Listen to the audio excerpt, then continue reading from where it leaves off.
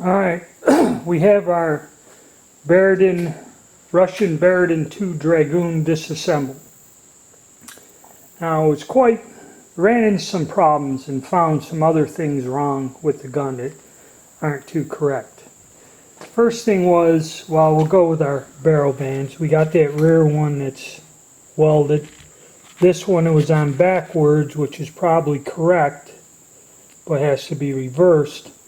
But what happens is these two bands hold the barrel down into the stock, and this one screw goes through the rear of the action and holds the gun together. So you got one screw in the bands. Well, the nose cap is not correct. When you put this on the stock, it's not flush. So when you loosen this, it will not slide off. And there was this screw, it looked like a screw holding it on there. So I'm trying to get this screw loose and doing stuff. And what it is some sort of screw, but it was driven through like a pin. It wasn't threaded into this part.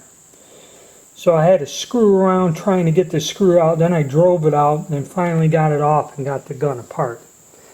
So the nose cap's incorrect.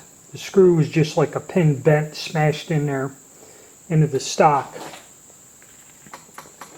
And the stock, we can see, looks like it's been modified somewhat. So this may be a parts gun or shortened actual, a Dragoon barrel put in a longer stock. I'm not quite sure. So, it's not a perfect example. And as for, like I said, the outside looked polished, but then on the inside we got crud and grime and all this stuff underneath the wood line.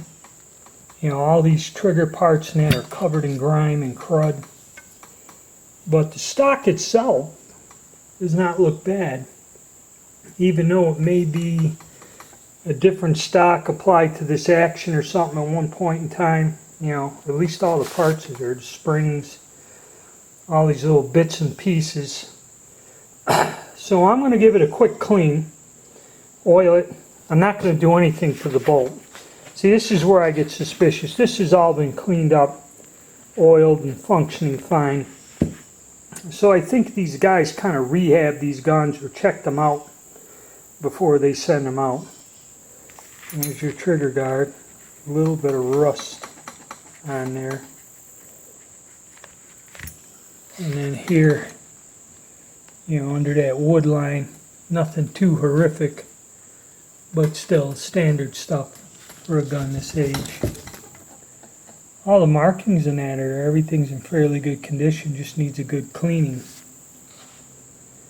But there you have it. So yes, a few other defects, and you could see where this has been reworked and kind of flung together. Could have been done years ago. I don't think Royal Tiger's doing it. I think that's just the way this gun was. They just kind of dust them off a tad and send them out to you. But still, I'm still happy with it. The fact I can go and shoot this, or give it a good attempt to shoot, and it's complete, and other than for the barrel bands and the nose cap and weird shit like that, but it's all cosmetic. The gun probably will hold together and be able to be shot. So that's pretty cool.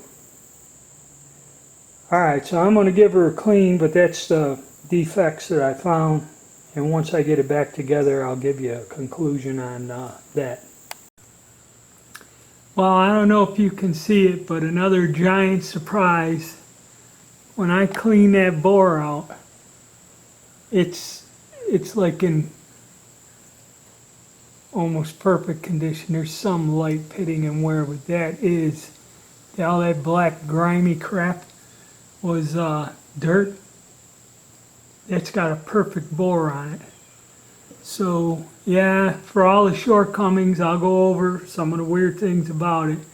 This is definitely shootable. I don't know how well you can see it all down in there, but that is a nice bore. Real nice. Well, after I've done my disassembly and really inspected this gun and looked at it closely, uh, I'll give my final thoughts. And after that last view of that breathtaking bore, which I was surprised when I ran a brush and some patches down with just solvent on it, cleaned it out. I thought that was that black corrosion. It was just grime and dirt. The bore on this gun is fantastic and is well worth whatever I paid for it. All right, so let's go over good points, bad points. We'll start with the bad. First of all, it had this hole drilled here and then over here for the Ethiopian style sling, where I guess they put a piece of rope and tied something on there. That's the one detraction from it, from an original Russian gun. The little primer set, but then again it gives it the flair of the Middle East, African guns. So it's where it came from. Other than being a little dirty, condition is good. The stock condition is good in that. The other thing, this leaf that goes on here on the sight is missing. So it's missing the rear sight leaf. The only other problems were this rear barrel band, which you have to kind of tap and hammer on and off, and it's welded here on the bottom. And on this one here, this is the correct barrel band, but it's missing the sling swivel, but most are. And also I noticed that when I was taking this apart and cleaning it, I found that what I thought was a screw here. Now this is problematic two ways. There is a screw in here, but it's not threaded. What it is, it's driven in like a pin. The end cap on this stock does not fit, is not for this rifle. Okay, what it does, it protrudes down above the stock down in here, in this area. And when you loosen this barrel band, you can't get it off unless you get the screw and the cap off. And I was trying to unscrew it like crazy for over an hour. And come to find out, I said, that's just a screw that was ground the length, and they bent it, so when you tap it in, it holds this in place. So this is the incorrect nose cap. It's got a little pin thing that's driven in there, which is no big deal. The cleaning rod is bent, and this also puts pressure on the cleaning rod because this is sticking down too far. And then when you tighten this, when you tighten this all up, it tightens all of it together. I don't think it'll go nowhere if we shoot it. So that was off, and then the stock was modified to fit these things on there, and there was some carving and cutting up underneath here. So I don't know if this may have been a Dragoon action, which is shorter, placed on a infantry length rifle, and they modified it, infantry rifle stock, and then they kind of modified it to get it together into a one-piece weapon. Don't know. And the end of the muzzle, I noticed, isn't flat, and it looks like part of it was cut off, but the sight and everything looks like it's where it should be, and it's about the correct distance, but there is no bayonet lug. So, don't know. I don't know enough about these guns. I only have one other example, which I didn't study. References on this is rare. This is for somebody that's really in, because these things are all over $1,000 a piece in halfway decent condition. So this is advanced collector territory. It looks like this barrel was sawed or cut off. The crown isn't there in the muzzle.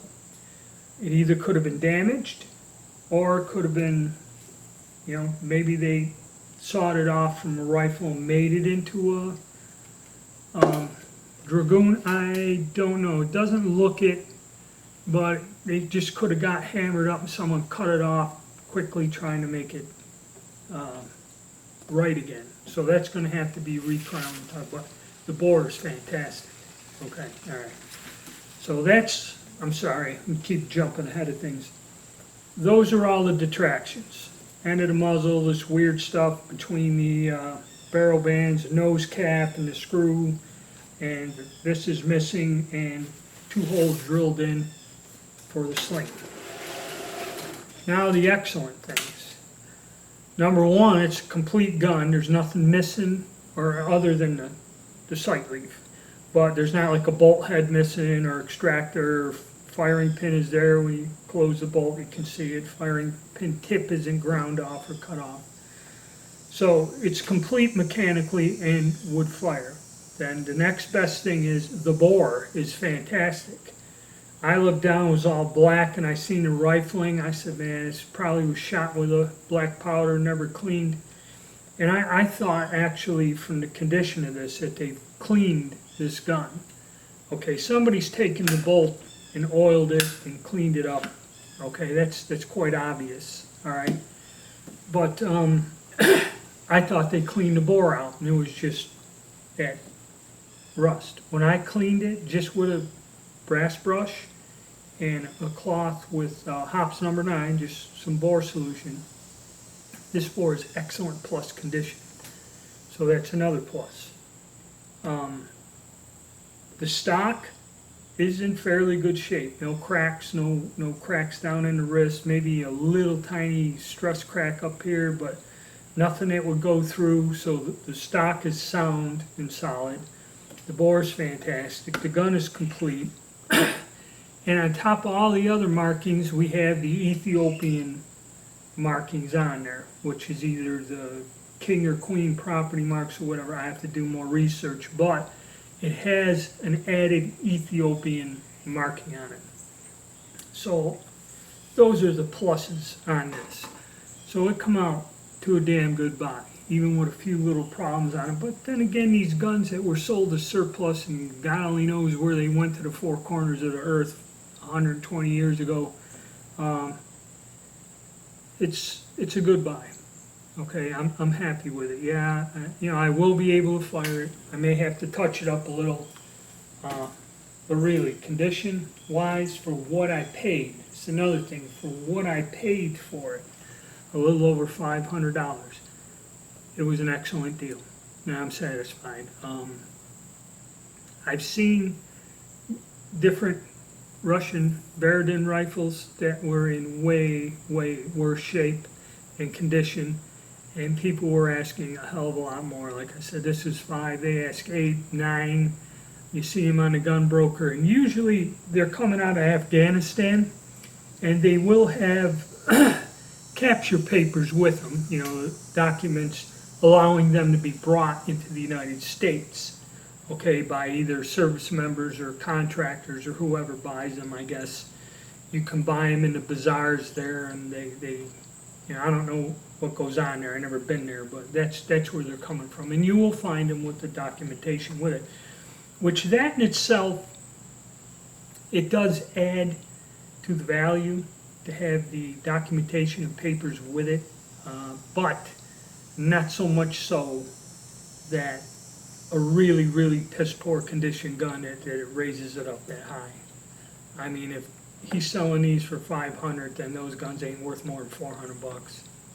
And a lot of them have parts missing, the bolt head's missing, or the extractor's busted off, and you will not be able to source these parts. I don't know of anyone that has these parts. These guns are hard to find. You don't run across them that much, and it ain't going to be like a Google search and you're going to find anything. You have to get in touch with somebody who specializes, knows, and it's a very high level of collecting, especially when it comes to restoration. It's not something that's as popular and you can get an easy answer or common knowledge, okay, put to you that way. They're saying high end of collecting, but it kind of is. Alright, so what I'm going to do now is I'm going to make a video and show you this piece against one of my my other one that I have that is still in the original Russian condition. There is some differences I've noticed, and we'll take a look at a Russian one that I believe came out of Finland at one point in time, and we'll do that in the next video.